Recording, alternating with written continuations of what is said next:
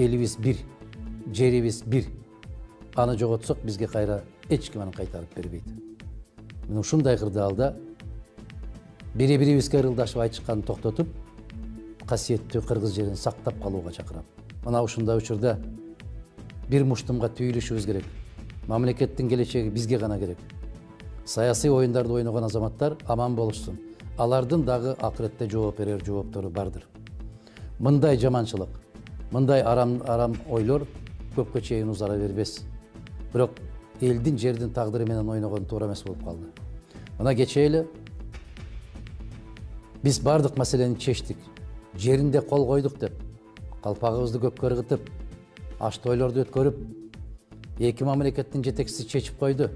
Кылымдар чечилбеген маселе деп сайрагандар бүгүн кайда экен? Дагы бир жолу айтам. Колуңардан келбейби?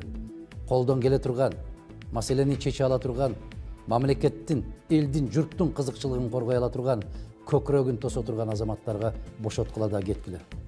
Колуңардан келбесе, айткыла, андан уялбагыла. Улам-улам барып келип, эч бир маселе чечпей келгениңерден пайда жок. Тескерисинче, күндөн күнгө ырбап баратат. Ал эми бийликке дагы бир жолу кайрылам.